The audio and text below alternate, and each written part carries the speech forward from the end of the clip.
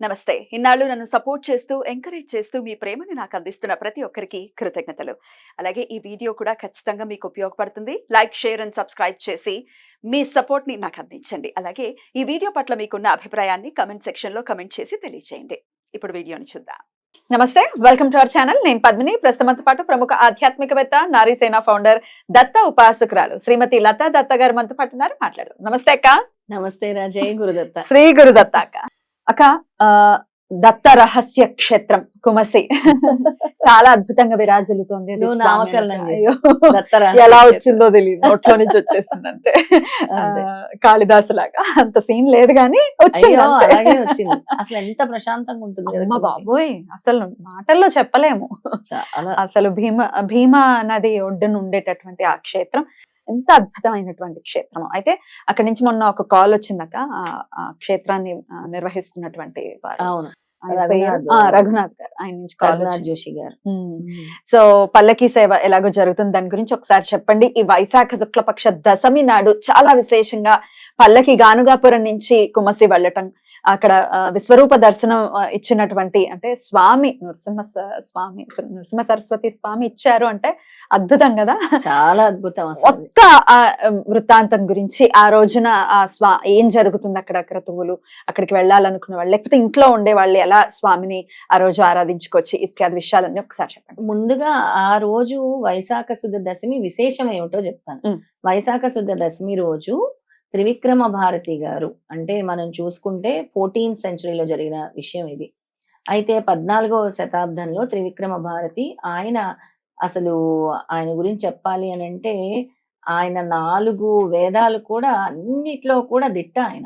అసలు ఆయన ఎప్పుడు కూడా అనంతమైన భక్తి అంటారు కదా, విష్ణు భక్తుడు. విష్ణు భక్తుడు. విష్ణు భక్తుడు, విష్ణు మంత్రం చేసుకుంటూ ఇంకా నిరంతరం విష్ణు లోకం, అంటే విష్ణు మైకంలోనే ఉంటారు ఆయన. ఇంకా ఏం చెప్పాలి అని అంటే, ఇంకా సాక్షాత్తు విష్ణుమూర్తి ఆయన పిలిస్తే పలుకుతాడు అనుకోవచ్చు. ఇప్పుడు జరిగిన అంత సంఘటన సాధకులు. అలాంటి గొప్ప సాధకుడు త్రివిక్రమ్ భారతి. అయితే త్రివిక్రమ్ భారతి సంతతే ఇప్పుడు రఘునాథ్ జోషి గారు. ఆ కుమసి నడిపేది వాళ్ళే వాళ్ళ సంతతే. అద్భుతం. అయితే త్రివిక్రమ్ భారతి గారి కుటుంబీకులు ఆ సంతతి. అయితే స్వామిని ఆ రోజు అలాగే ధ్యానించుకుంటూ త్రివిక్రమ్ భారతి ఎప్పుడో మధ్యలో ఆయన మనసులో అనుకున్న ఒక మాట నృసింహ సరస్వతికి స్వామికి చేరింది. ఏమని అనుకున్నాడు, ఎవరో డాంబిక సన్యాసి ఉన్నాడట గానగాపురం దగ్గరలో అని అనుకున్నాడు. అని అనుకొని ఇది ఆ నోట ఈ నోట విని స్వామికి చేరిపోయింది నృసింహ సరస్వతి స్వామి. అక్కడ బాహ్యంగా ఉన్నారు అప్పుడు స్వామి ఉన్నారు గానగాపురంలో బాహ్యంగా ఉన్నారు స్వామి. అప్పుడు ఆ నోట ఈ నోట విని చేరేసరికి స్వామికి తెలుస్తుంది కదా, ఆయన భూత భవిష్యత్తు వర్తమానాలు తెలుస్తాయి కదా. శ్రీపాదుడు తర్వాత అవతారం నృసింహ సరస్వతి కదా. ఇంకేముంది, వెంటనే మనం కుమసి బయలుదేరాలి, అక్కడ ఉన్నాడు త్రివిక్రమ్ భారతి అని ఎవరితో చెప్పలేదు, కుమసి వెళ్ళాలి అని చెప్పి ఏంటి మొత్తం ఒక రాజుగారు ఊరేగింపుగా ఎలా వస్తుంది అలా ఏనుగులతో గుర్రాలతోటి బయలుదేరతారు పల్లకీలు. స్వామివారు బయలుదేరుతుంటే మరి ఆనాటి రాజు అన్ని ఇవ్వాలి కదా. అలా బయలుదేరి గానగాపురం నుంచి కుమసి వస్తారు. గానగాపురం నుంచి కుమసి రావాలంటే భీమా నది దాటాలి. భీమా నది దారి ఇచ్చింది అప్పుడు స్వామికి దారి ఇచ్చింది. రాగానే ఇంకప్పటికి త్రివిక్రమ్ భారతికి తెలుస్తుంది, ఆయన జపం చేస్తుంటే ఆయనకి రూపం నృసింహ సరస్వతికి కల్పిస్తుంది, విష్ణుమూర్తిది కాదు. ఆయన ధ్యానంలో ఆయన ఇదేదో జరుగుతుంది, స్వామి వస్తున్నారు నాకు స్ఫురణకి, నేను పూజించే నరహరి రావట్లేదే నాకు అని అనుకుంటాడు. అనుకొని అలాగే జపిస్తూ ఉంటే స్వామి చేరిపోతారు. ఈ లోపల వచ్చేసి స్వామి అడుగుతారు, ఏంటి నేను డాంబిక సన్యాసినా, చూడు నా విశ్వరూప దర్శనం అనగానే విశ్వరూప దర్శనం ఇస్తారు త్రివిక్రమ్ భారతి. అది మాటల సాక్షాత్తు విష్ణు రూపంలో ఇస్తారు ఆయన. ఇంకంతే త్రివిక్రమ్ భారతి పాదాల మీద పడి, స్వామి నాకు తప్పైపోయింది, నన్ను కూడా మాయ కమ్మేసింది, భగవంతుడిని సైతం మాయ కమ్మేస్తూ ఉంటది అంటారు కదా, అంత అజ్ఞానంతో మాయ నన్ను కమ్మేసింది స్వామి, నన్ను క్షమించాలి, మీరే సాక్షాత్తు విష్ణుమూర్తి, మీరే ఈ లోకంలోని త్రిమూర్తులు మీరే అని నేను గుర్తించలేకపోయాను, సాక్షాత్తు నారాయణుడు మీరే అని గుర్తించలేకపోయానని పాదాల మీద పడతారు. లేనాయన, ఇంతటితో నీ మాయ తొలగిపోయింది, నీకేదైతే మాయ ఉందో అది తొలగిపోయిందని మోక్షాన్ని ప్రసాదిస్తారు. ఆ మోక్షాన్ని ప్రసాదించిన తర్వాత ఇంకా స్వామి అక్కడే సజీవ సమాధి చెంది ఉంటారు. చూసాం కదా మనం త్రివిక్రమ భారతి సమాధి అవును, అక్కడే అక్కడే ఉంటుంది. ఉంది. అక్కడికి వెళ్ళగానే ఒక ప్రశాంతమైన వాతావరణం మనందరికీ కనిపిస్తూ ఉంటుంది. అలాంటి శుభదినము ఉమ్. ఇప్పుడు వచ్చే శనివారము ఉమ్. మే 18వ తారీఖు వైశాఖ శుద్ధ దశమి రోజు. ఎవరైతే కుమసి వరకు వెళ్ళలేకున్నారో అందరు ఇంట్లో కూర్చొని, కానీ వెళ్ళొచ్చు కదా ఒకవేళ వెళ్ళాలనుకుంటే కుమసి వెళ్ళొచ్చు. ఇప్పుడే ఒకవేళ 16-17 తారీఖుల్లో ఒకవేళ గానగాపురంలో ఉన్న వాళ్ళు ఖచ్చితంగా కుమసి వెళ్లే ప్రయత్నం చేయాలి. ఖచ్చితంగా ఎవరైతే గానగాపూర్ వెళ్ళుంటారో ఈ 16-17 తారీఖుల్లో, లేదా వెళ్తున్నారో రేపో ఎల్లుండో, చక్కగా కుమసి చూసి రండి. గానగాపురం నుంచి 40 కిలోమీటర్ల దూరంలోనే ఉంటుంది కుమసి ఎవరిని అడిగినా క్షేత్రము. చెప్తారు కదా. ఎవరిని అడిగినా చెప్తారు. కుమసి క్షేత్రానికి వెళ్ళండి, అక్కడ స్వామిని దర్శించుకోండి. సర్వ పాపాలు సర్వ దరిద్రాలు కూడా హరిస్తాయి, సర్వ కష్టాలు కూడా పోతాయి. ఎందుకు అనంటే గానగాపురం నుంచి ఆ రోజు పల్లకి వస్తుంది విశేషంగా కుమసికి. ఏడాదిలో ఒక్కసారి చాలా వైభవంగా జరుపుతారు కుమసి క్షేత్రంలో. ఇంతటి వైభవంగా ఏ తిథి కూడా జరపరు. ఎందుకు అనంటే ఆ రోజు స్వామి విశ్వరూప దర్శనం ఇచ్చిన రోజు స్వామి పాదుకలు అక్కడ ఉన్నాయి కుమసిలో. సాక్షాత్తు స్వామివారు అక్కడ నిలబడి వెళ్ళిన పాదుకలు కూడా అక్కడే ఉన్నాయి. అలా మాకు వెళ్ళలేదు, మేము వెళ్ళలేము కుమసి, కానీ స్వామిని మేము స్మరించుకుంటామంటే ఎవరైనా సరే ఆ రోజు నృసింహ సరస్వతి స్వామి రూపాన్ని స్మరించుకొని, అలాగే ఓం ద్రాం నృసింహ సరస్వతి నమః, ఓం ద్రాం నృసింహ సరస్వతి నమః అని 108 సార్లు చేసుకుంటూ, అలాగే నృసింహ సరస్వతి అష్టకంలోని మొదటి 4 వాక్యాలు చెప్తాను. ఆ 4 వాక్యాలు స్మరించుకొని స్వామికి ఏదో ఒకటి నైవేద్యంగా, స్వామికి విశేషంగా అంటే గోధుమ హల్వా చేస్తాము. గోధుమ హల్వా గనక మీకు రాకపోతే పొంగలైనా చేసి పెట్టండి, స్వామికి ఇష్టం. చేసి పెట్టుకొని ఈ నామస్మరణ చేయండి.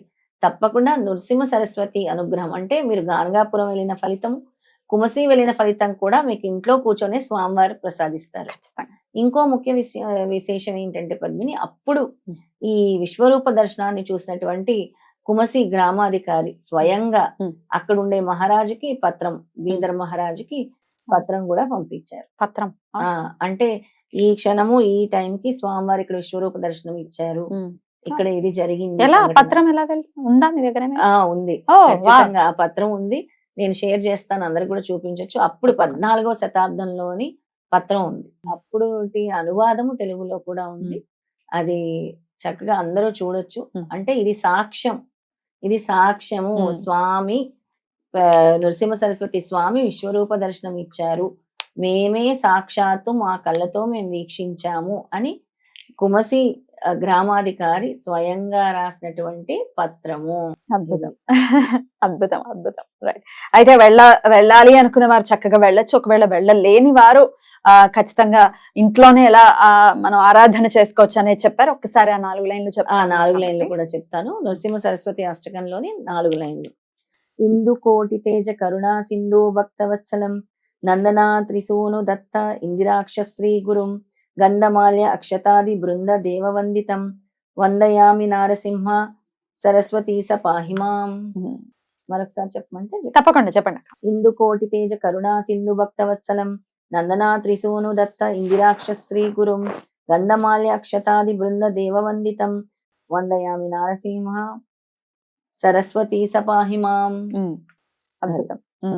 చక్కగా ఇది కూడా చదువుకుని స్వామిని వెళ్ళలేకపోతున్నాం ఎన్ని అడ్డంకులు. స్వామి రూపాన్ని తలుచుకోవాలి, నృసింహ సరస్వతి రూపాన్ని.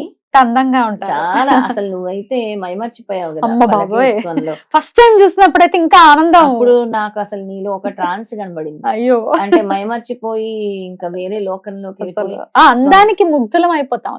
అలాంటి రూపాన్ని తలుచుకుంటూ ఏం లేదు, ఓం ద్రాం నృసింహ సరస్వతి నమః, ఓం ద్రాం నృసింహ సరస్వతి నమః అని ఆయన రూపాన్ని తలుచుకొని, స్వామి మీరు ఇదే రోజు త్రివిక్రమ భారతికి మోక్షాన్ని కల్పించారు, అదే విధంగా మా అందరినీ కూడా మీ గురు అనుగ్రహం కలిగేలా చూడండి, అలాగే మీ అనుగ్రహం కలిగేలా చూడండి, మమ్మల్ని ఈ సంసార సాగరాల నుంచి దాటించండి. తప్పకుండా అసలు సిసలు ప్రార్థన ఇదే అవుతుంది. ఈ వద్దు బాబు ఈ సంసార సాగరం ఇంక ఈదలేకపోతున్నాం అనే వాళ్ళకి శరణు స్వామి మాత్రం, శరణు స్వామి మాత్రమే. కుమసిలో చాలా వైభవంగా జరుగుతుంది కార్యక్రమం కాబట్టి ఒకవేళ వీలున్న వాళ్ళు ఖచ్చితంగా వెళ్ళండి. ఒకవేళ ఈ సంవత్సరం కుదరకపోతే నెక్స్ట్ ఇయర్ అయినా వెళ్ళే మనం కూడా తీసుకెళ్లే ప్రయత్నం చేద్దాం. నెక్స్ట్ ఇయర్ సంవత్సరం అయినా మనం టూర్ తప్పకుండా. వేసి అందరినీ ఆ రోజు ఆ శుభదినాన్ని తీసుకెళ్లే ప్రయత్నం తప్పకుండా. చేద్దాము. తప్పకుండా. అక్కడ భోజనం వసతి ఉంటుంది. ఉమ్. అక్కడ ఉండటానికి ఇంకా వస్తువులు లేవు కానీ మనం భోజనం చేసి గంగాపురంలో ఉండొచ్చు. ఉండొచ్చు. భోజనం చేసి చక్కగా బయలుదేరి రావచ్చు. అద్భుతం, అద్భుతం. అయితే ఈ వైశాఖ శుద్ధ దశమి ఇంకో విశేషమైన రోజు. ఏంటక్క? ఎందుకు అనంటే వాసవి కన్యకా పరమేశ్వరి జయంతి కూడా బాబా. అదే రోజు. అమ్మవారు వైశ్యాస్ అయితే అసలు అసలు వాళ్ళ చాలా కులదేవతే కదా. శుభదినము. అసలు వాళ్ళ కులదేవత ఆరాధ్య దైవము. అవును. వాసవి కన్యకా పరమేశ్వరి వాళ్ళకి అభయహస్తం ఇవ్వబట్టే వాళ్ళకి ఎప్పుడు కూడా ధన కనక అసలు లోటే ఉండదు వాళ్ళకి. అసలు ధన కనక వస్తు వాహనాలు అనేవి అసలు ఖచ్చితంగా. లోటు వాళ్ళు ఉండదు. ప్రేమ కూడా అలాగే ప్రేమిస్తారు, అన్నం పెట్టడం కూడా అలాగే పెడతారు, అలాగే కడుపు పెడతారు. నిండా. కడుపు నిండా పెడతారు. ఆ. అయితే శ్రీపాదుడికి వాసవి మాతకు కూడా చాలా ఆ ముద్దులోలికే చెల్లిగానే వాసవి వాసవాంబ అని కూడా పిలిచేవారు శ్రీపాదులు. అద్భుతం. అసలు వాసవి మాతని కూడా గుర్తు చేసుకొని కూడా రాఖీ పౌర్ణమి అప్పుడు వాసవి మాత గాని శ్రీపాదుడికి వీళ్ళందరూ కూడా వచ్చి రాఖీలు కడతారు అని ఈ రోజు కూడా పిఠాపురం వచ్చి రాఖీలు కడతారు శ్రీపాదుడికి అని మన సనాతన ధర్మం చెప్తుంది. అంతటి ప్రేమ ఆప్యాయతలతో ఉండేవారు వాసవి మాతను శ్రీపాదుడు. ఇంకా ముఖ్యంగా ఆ రోజు శ్రీపాదుడిని వాసవి మాతను కూడా గుర్తు చేసుకుంటే చాలా మంచిది. ఇంకా ఎంతో కష్టపడి అంటే వాసవి మాత తల్లిదండ్రులు పుత్రకామి అలా అలాగే. సాక్షాత్ అమ్మవారే వాళ్ళ ఇంటి జన్మించిందంటే ఎన్నో ఎన్నో ఎన్నో జన్మల పుణ్య ఫలం అని ఖచ్చితంగా. అనుకోవచ్చు. ఖచ్చితంగా అద్భుతం. అందుకే ఆ రోజు అమ్మవారిని కూడా ఆరాధిస్తే చాలా మంచి జరుగుతుంది. ఏం రాకపోయినా ఓం ఐం హ్రీం శ్రీం శ్రీమాత్రే నమః లేదంటే వాసవి మాత తలుచుకోండి రూపం. శ్రీపాదుని వాసవి మాతను కూడా తలుచుకోండి నృసింహ సరస్వతితో పాటుగా. తప్పకుండా. చాలా చక్కగా వివరించారక్క. కృతజ్ఞతలు. నమస్కారం. జై గురుదత్త. శ్రీ గురుదత్త.